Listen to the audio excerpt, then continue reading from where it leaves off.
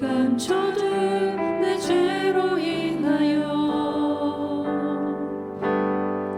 하나님의 어린 양 속죄의 제물 되어 저주받은 나무에 달리셨네. 내가 예수를 당신을 부인했습니다. 내가 예수를 당신을 못 박았습니다. 당신이 행하신 일 모든 약속을 다 잊고 십자가에 예수를 매달았네. 내가 예수를 당신을 부인했습니다. 내가 예수를 당신을 못 박았습니다. 나의 모든 죄를 지고 아버지께 인도하시니 내가 예수를 못 박았습니다. 예수 참 사랑과 평화의 주님 소망 없이 멀어진 우리를 하나님과 온전히 화목케 하기 위해 십자가로 맡긴 날 허무셨네. 내가 예수를 당신을 부인했습니다.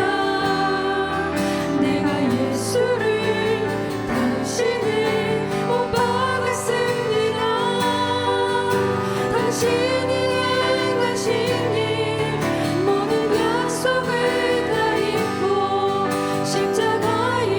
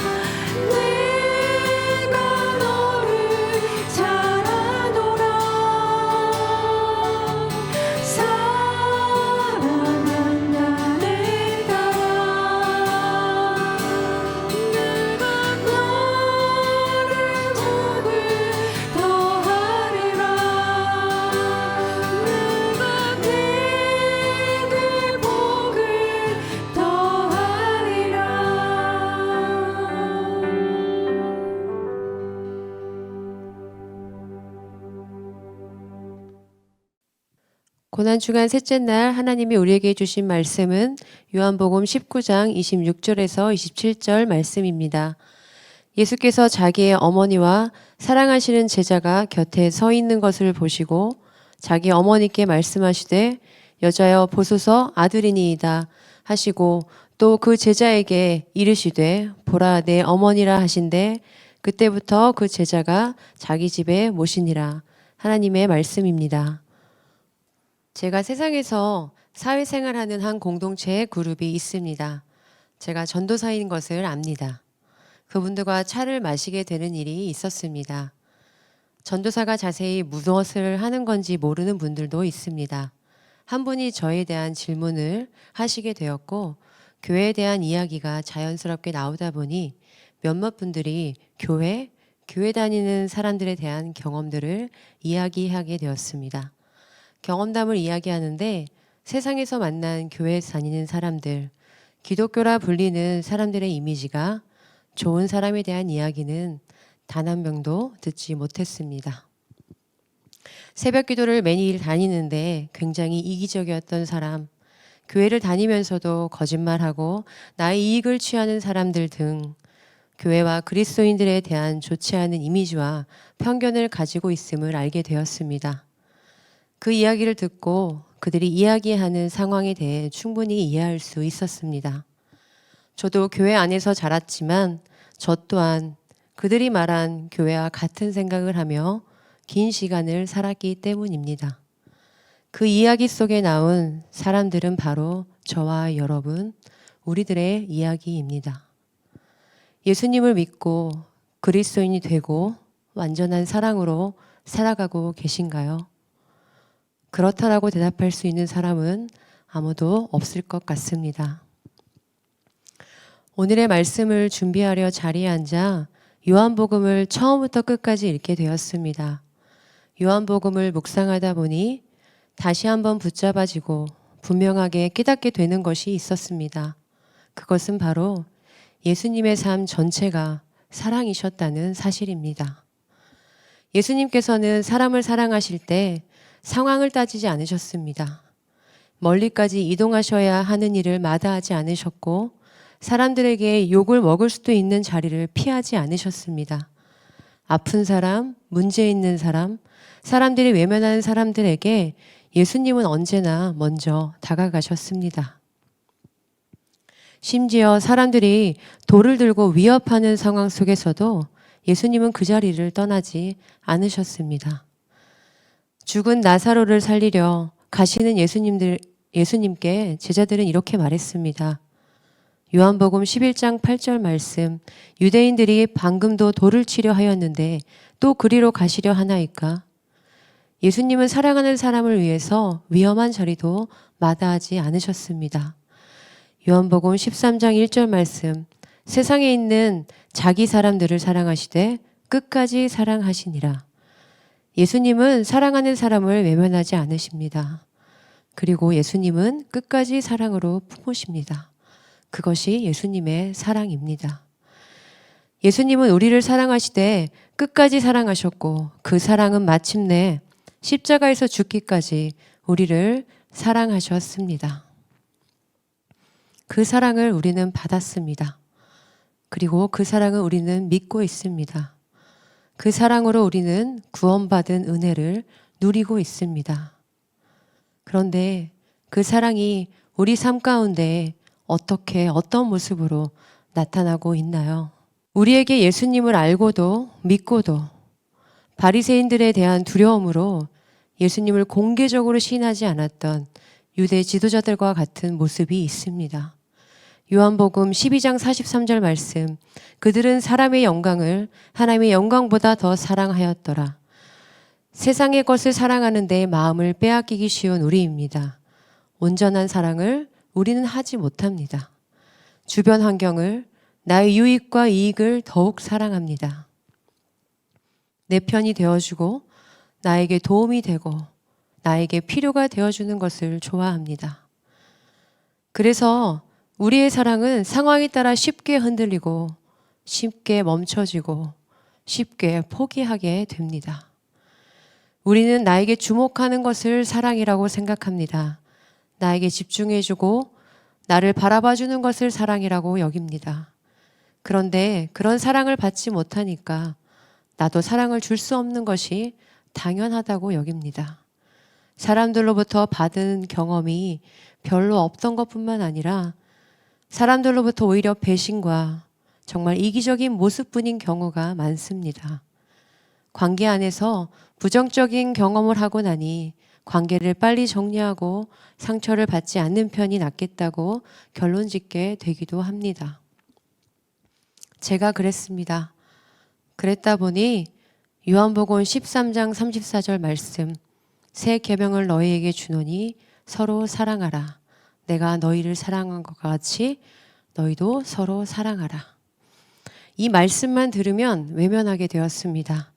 안 되는 것이라고 생각했기 때문입니다. 그냥 사랑할 수 있는 만큼 사랑하는 말씀이 아니라 내가 너희를 사랑한 것 같이 십자가에서 죽기까지라고 여겨지는 말씀이 불편했습니다. 그런데 너무 어렵다고 생각해 되었던 말씀이 제 마음을 두드리기 시작했습니다. 이 말씀을 주신 이유는 분명히 복음일 것이라는 믿음이 생기기 시작했습니다.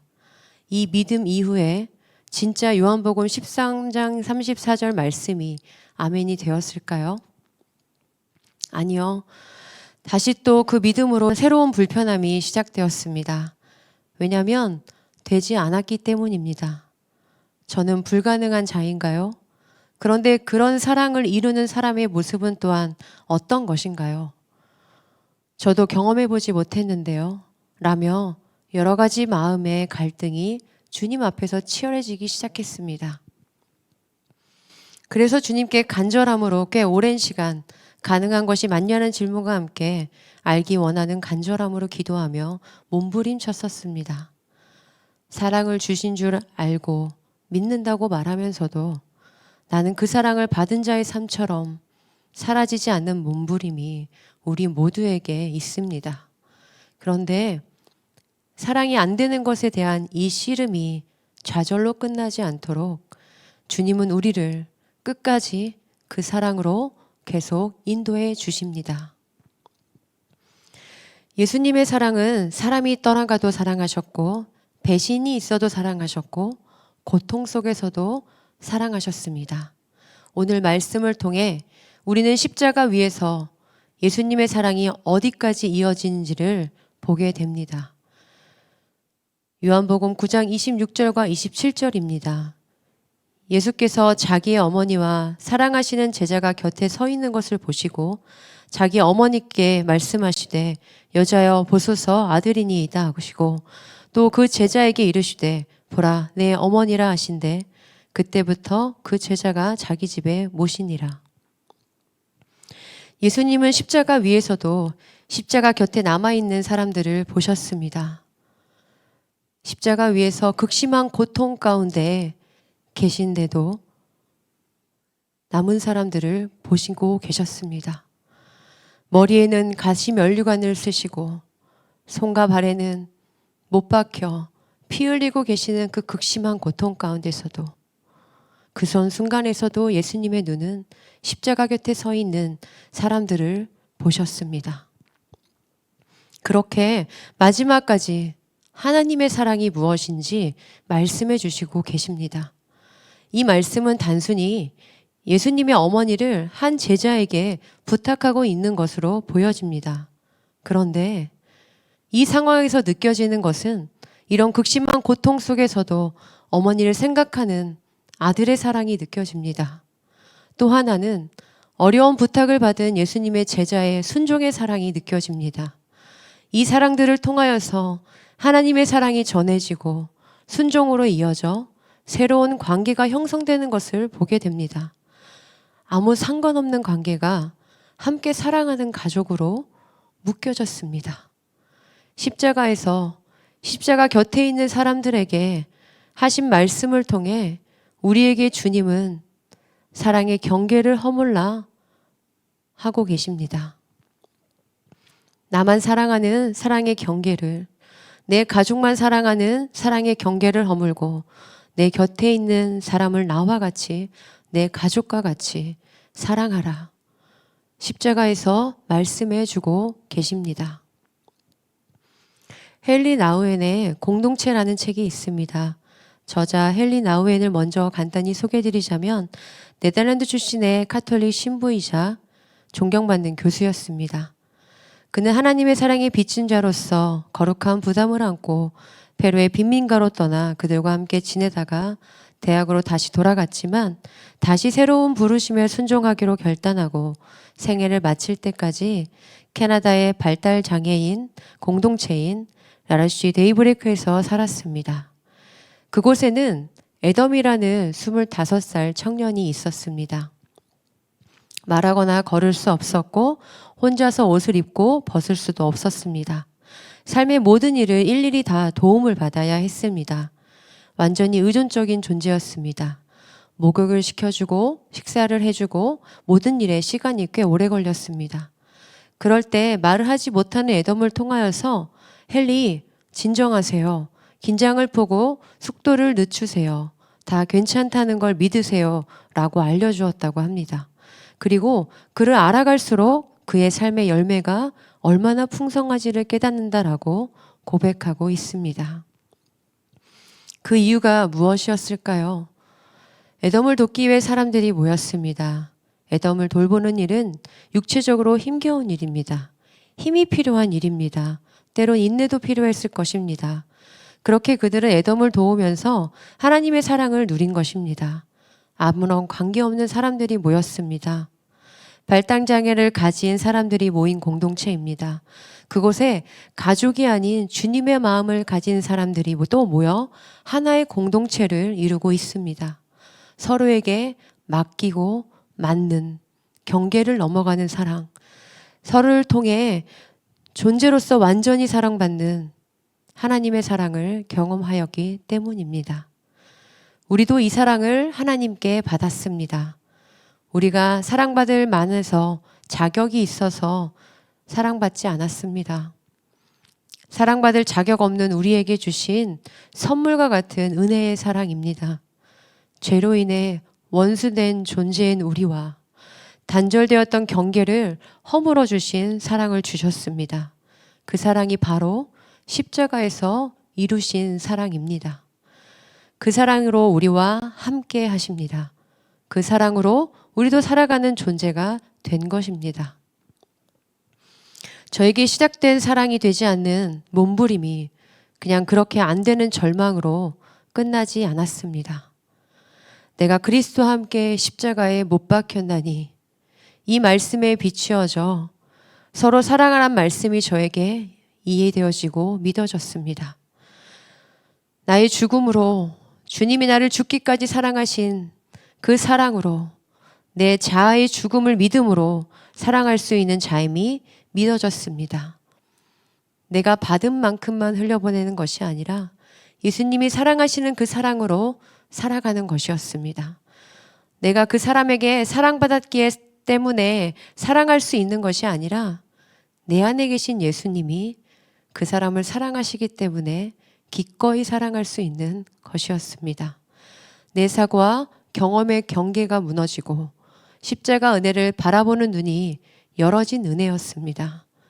내가 죽었음을 믿어지면 함께 하시는 예수님을 바라보는 눈이 열어지게 됩니다. 하나님의 사랑이 우리의 경계를 넘어 흘러가는 역사가 시작됩니다. 죄인된 우리와 경계를 허무시고 서로의 경계를 허무는 사랑으로 우리와 항상 함께 하십니다. 그 사랑으로 우리가 속한 로그인 처치와 모든 공동체 안에서 살아가게 되기를 소망합니다. 우리로서는 할 수 없는 사랑이지만 예수님이 이루신 그 사랑이 우리를 통해 흘러가게 될 줄 믿습니다. 다 같이 기도하시겠습니다. 사랑의 주님, 고난주간을 보내며 십자가에서 이루신 경계를 허무는 사랑을 보았습니다. 죄인된 우리와의 경계를 허무신 사랑을 통해 구원하여 주심에 감사합니다. 그 사랑으로 함께 하시는 주님을 날마다 바라보며 살아가는 삶 되게 하여 주옵소서. 우리 안에 세워진 모든 경계들이 허물어지는 역사를 우리 삶에 일어나게 하여 주옵소서. 내가 받은 만큼만, 내 가족만 사랑을 하는 한계를 넘어가게 하여 주옵소서. 내 안에 세워진 모든 경계가 무너지고 주님께서 사랑하게 하시는 마음을 따라 사랑하는 자로 살아가게 하여 주옵소서. 그 사랑이 우리가 속한 로고인 처치와 모든 공동체 안에 생명으로 나타나게 하시고 이 땅의 모든 공동체가 예수님의 사랑으로 가득하게 하여 주시옵소서. 그 사랑이 온 땅과 열방에 가득하여 회복될 그날을 기다립니다. 언제나 함께 하시는 주님을 바라보며 언제나 주님 주시는 사랑으로 살아가게 하여 주시옵소서. 이 모든 말씀 예수 그리스도의 이름으로 기도합니다. 아멘.